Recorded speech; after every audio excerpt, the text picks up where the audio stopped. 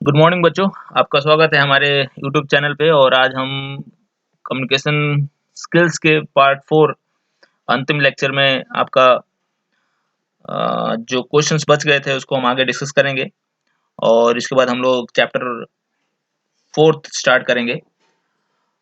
और शुरू करने से पहले आप लोगों को मैं बोलूँगा कि आप इस चैनल को ज़रूर सब्सक्राइब कर लें और अपने दोस्तों तक इसको ज़रूर पहुँचाएँ, जिससे कि इस लॉकडाउन में वो भी लोग पढ़ाई कर सकें। पिछली बार हम लोगों ने 23 क्वेश्चन तक डिस्कस कर लिया था और आगे के क्वेश्चन हम लोग देखते हैं वन बाई वन करके। धनात्मक मनोवृत्ति के लाभों में निम्न में से कौन शामिल नहीं है? तो धनात्मक जो मनोवृत्ति होती है, जो पॉजिटिव हमारा एटीट्यूड होता है, तो उसके लाभ जो होते हैं, आप समझिए कि अगर हमारा एटीट्यूड पॉजिटिव है तो हमें अधिक आनंद की प्राप्त होती है। ये सही जवाब है। लोगों से आदर की प्राप्ति, ये भी सही जवाब है। ये भी मिलता है अगर हमारा एटीट्यूड पॉजिटिव है। तो अपनी क्षमताओं की अनुभूति, तो हमें अपनी क्षमताओं की अनुभूति नहीं होती है। सी इसका सही जवाब है। ठीक है, हमारी जो क्षमताएं होती हैं वो हमें स्वयं से ज्यादा दूसरों से पता चलती हैं। और उसका आभास हमें भी होनी चाहिए कि हमारे पास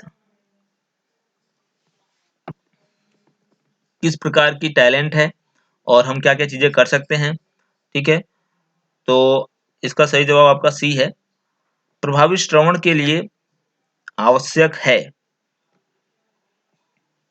आप जवाब को कमेंट बॉक्स में लिखते रहें मेरे बताने से पहले। ए एकाग्रता एवं ऊर्जा, कान साफ, शारीरिक बल, वक्ता एवं श्रोता के बीच दोस्ती होना। तो इसका सही जवाब है एकाग्रता एवं ऊर्जा। ट्रिपल ए लिसनिंग की मुख्य स्किल कौन सी है? ये मैं आपको बता चुका हूं।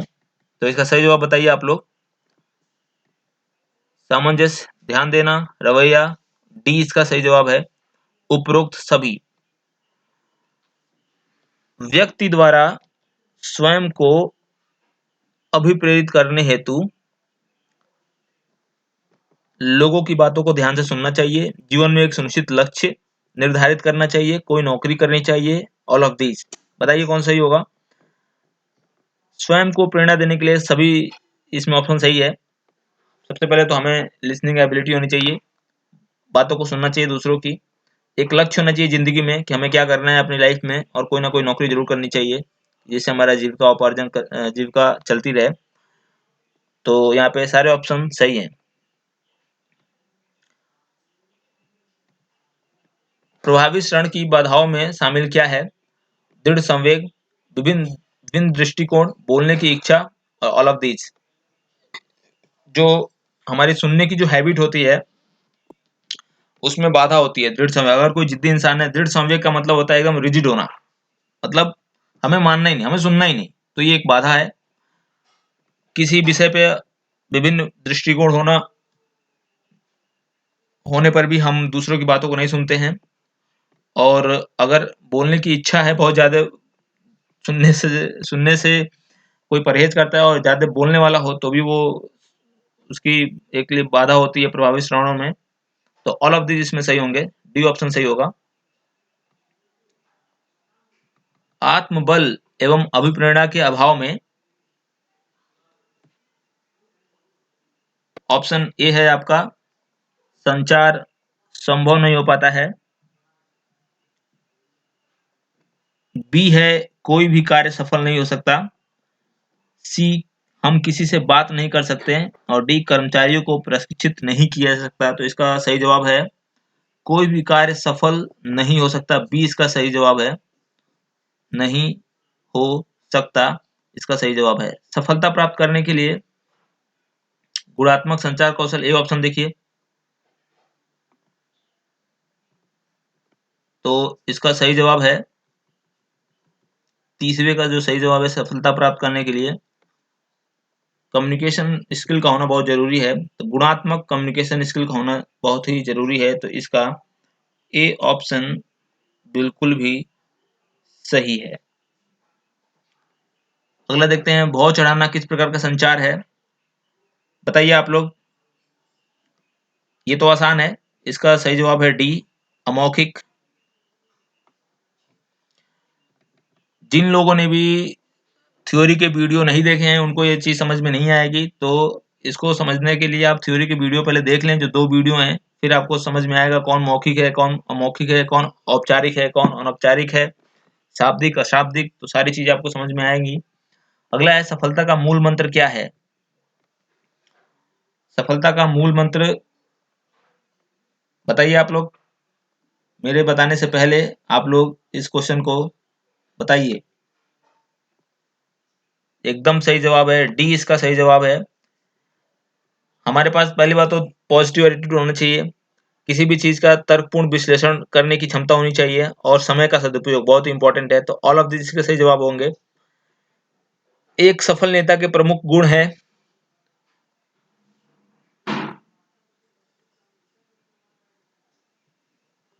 पढ़ लिया क्वेश्चन को, स्वजागरूकता, अग्रगामी नेतृत्व हेतु प्रतिबद्ध, अन्य लोगों से अरुचि, ये तो बिल्कुल ही गलत है सी। ए और बी सही है, तो इसका डी जवाब सही होगा। कई लोग पहला ऑप्शन देखते ही सही टिक लगा देते हैं, बी देखते नहीं। आप डी इसका सही जवाब होगा, ए और बी दोनों सही है। उसको स्वजागरूक भी होना चाहिए और उसके अंदर नेतृत्व की क्षमता होनी चाहिए। जीवन में आनंद प्राप्त करने हेतु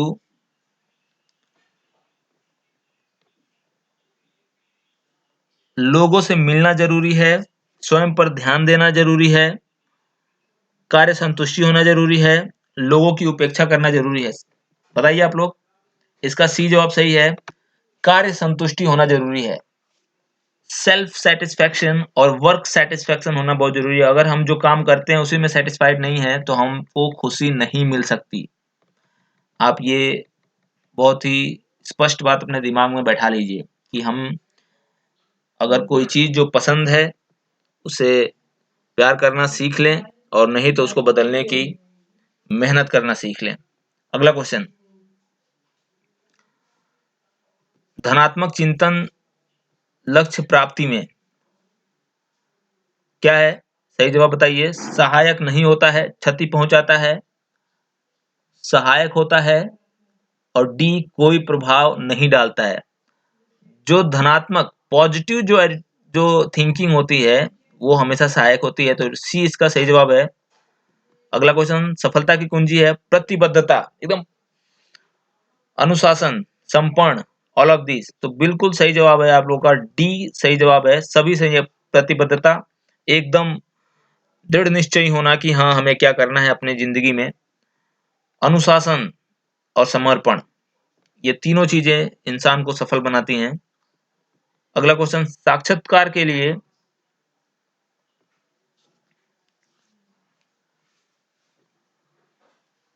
इसका पूर्व अभ्यास करना चाहिए, हमें पुराने कपड़े पहनने चाहिए, खूब अच्छी तरह सजना संवरना चाहिए और खूब पढ़ना चाहिए।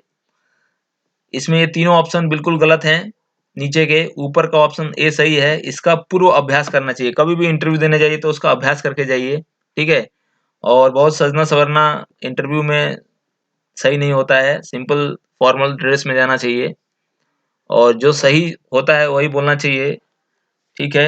एक इंटरव्यू की मैं आपको बता दूं कि इंटरव्यू में वो लोग सेलेक्ट नहीं होते जो बहुत पढ़ते हैं, बहुत बहुत ज़्यादा बुकिश नॉलेज अपने आप को भर लेते हैं और अपने आप को बहुत टैलेंटेड मानते हैं। इंटरव्यू में वही सफल होता है जिसको किताबी ज्ञान के साथ-साथ व्यावहारिक ज्ञान भी होता है, सामाजिक ज्ञान भी होता है और अप टू डेट रहता है। तो आप मुझे जब वीडियो खत्म हो जाएगा तो बताइएगा कमेंट बॉक्स में से कि कितने क्वेश्चंस आप लोगों ने सही किए हैं। आज भी मैं 23 क्वेश्चन आपको दूँगा, 23 में से कितने सही हुए आज भी आप लोग कमेंट बॉक्स में लिखिएगा। प्रश्नों का उत्तर देने के लिए अगला क्वेश्चन है, कल के कमेंट बॉक्स में बहुत अच्छा कमेंट हमको मिला था, बहुत लोगों के बहुत जवाब सही थे, तो मुझे बहुत खुशी हुई कि आप लोगों के जवाब सही आ रहे हैं। प्रश्नों का उत्तर देने के लिए एक उत्कृष्ट भाषा की जरूरत होती है, विश्लेषक विश्लेषण क्षमता की जरूरत होती है, रचनात्मकता की जरूरत होती है, बौद्धिकता, तार्किकता, रचनात्मकता एवं कल्पना शक्ति की जरूरत होती है। बताइए आप लोग कौन सा जवाब सही होगा? मैं बता दूं, इसका सही जवाब होगा विश्लेषण क्षमता। जो एनालिटिकल पावर होता है उसकी जरूरत होती है प्रश्नों का उत्तर देने में, ठीक है। बहुत उत्कृष्ट भाषा की जरूरत नहीं होती। अगर आप सरल भाषा भी जानते हैं और उसका उत्तर दे दें तो उसको उत्तर ही माना जाएगा। उसमें क्रिएटिविटी की जरूरत नहीं पड़ती है, ठीक। आपको समझने की जरूरत होती है कि जो प्रश्न है वो पूछना क्या चाहता है, इसलिए इसका बी जवाब सही है। साक्षात्कार का उद्देश्य क्या होता है? इंटरव्यू का उद्देश्य क्या होता है? ए चयन, बी प्रवेश, पदोन्नति और ऑल ऑफ दीज। तो आप अगर मेरे थ्योरी के क्लास देखे होंगे तो मैंने आपको बताया होगा कि जो कंपनियां होती हैं वो चयन के लिए इंटरव्यू लेती हैं, तो ये तो बिल्कुल सही है। ए प्रवेश के लिए भी इंटरव्यू लिया जाता है। आजकल बहुत सारे जो पीएचडी के यूनिवर्सिटीज हैं या मास्टर डिग्री कराते हैं तो अपने यहाँ अगर वो बच्चों को एडमिशन देते हैं तो उसके लिए वो इंटरव्यू लेते हैं, तो प्रवेश के लिए भी इंटरव्यू लिया जाता है, तो बी भी सही है इसका। और कंपनियों में जब पदोन्नति होती है, जब आपका प्रमोशन होता है तो वहाँ भी इंटरव्यू लिया जाता है, चाहे गवर्नमेंट हो चाहे प्राइवेट। अब तो हर जगह ये प्रमोशन के लिए किया जा रहा है। तीनों सही हैं, तो मतलब इसका डी ऑप्शन सही है। साक्षात्कार के माध्यम में व्यक्ति के ये ऑप्शन है, बाह्य गुणों का आकलन किया जाता है, बी आंतरिक गुणों का आकलन किया जाता है, सी बाह्य एवं आंतरिक दोनों तरह के गुणों का मापन किया जाता है, उपरोक्त में से कोई नहीं। तो इसका सही जवाब है आपका बाह्य एवं आंतरिक दोनों गुणों का मापन किया जाता है। मैं आपको बता दूं कि अगर इंटरव्यू में सक्सेस पाने का बस एक ही सूत्र होता है कि आप कभी भी झूठ ना बोलें। आप जैसे हैं, जो हैं, आप वही अपने आप को रिप्रेजेंट करें वहां पर जाकर। मैं देखता हूँ कई लोग इंटरव्यू जाने से पहले अपने आप को बहुत वेल ड्रेस करते हैं, टाई बेल्ट पूरा सब कुछ लगा कर जाते हैं और वहां पे बढ़ा चढ़ा कर बातें बोलते हैं कि मैंने ये किया है वो किया है, और पाते हैं कि उनका इंटरव्यू में नाम नहीं आता है, वो सिलेक्ट नहीं होते हैं। आप जो हैं अपने आप को वही रिप्रेजेंट करिए। अगर आप गांव के हैं तो आप अपनी ग्रामीण भाषा और अपनी गांव की परंपरा को जाकर उस कंपनी के सामने प्रदर्शित करें कि हाँ, हमारे अंदर ये, हमारे यहाँ ये संस्कृति है। अपनी भाषा के साथ कभी भी ऐसा फील ना करें कि हाँ, हम बहुत ज़्यादा इंग्लिश बोलकर या बहुत ज़्यादा अट्रैक्टिव भाषा बोलकर हम अपनी सफलता को प्राप्त कर लेंगे। एकमात्र मैं रूल बता दूं आपको कि आप जैसे हैं, जो हैं, आप वही रिप्रेजेंट करना। चाहें आप कभी भी जिंदगी में कहीं भी इंटरव्यू देने जाना, चाहे सरकारी इंटरव्यू देने जाना, चाहे प्राइवेट इंटरव्यू देने जाना, आप अपने आप को बिल्कुल भी सिंप्लिसिटी दिखाना। आपसे जितना पूछा जाए वो चीज बताना। अगर कोई चीज नहीं आती है तो उसके लिए माफी मांग लेना कि सर मुझे ये नहीं आता है। और अपनी जो एकेडमिक है उसमें भी अपनी किसी भी चीज पे शर्मिंदगी नहीं करना कि मेरी ये असफलता है। अपनी असफलता को भी बहुत ही विनम्रता से पेश करना कि हाँ सर, मैं यहाँ पे असफल हो गया था। तो एक की बहुत ही इम्पोर्टेंट की होता है सफलता के लिए ये इंटरव्यू, ठीक है। तो मेरे ऐसे बहुत ऐसे मित्र हैं जो बहुत कम परसेंटेज 55 या 60% नंबर पाकर बहुत अच्छी अच्छी कंपनी में जॉब कर रहे हैं, just because of their attitude, their positive attitude. साक्षात्कार एक औपचारिक वार्तालाप है, पारस्परिक वार्तालाप है, सामाजिक अंतःक्रिया है, अनौपचारिक वार्तालाप है। बताइए इसका सही जवाब क्या होगा? बहुत ही आसान सवाल है ये आपका। तो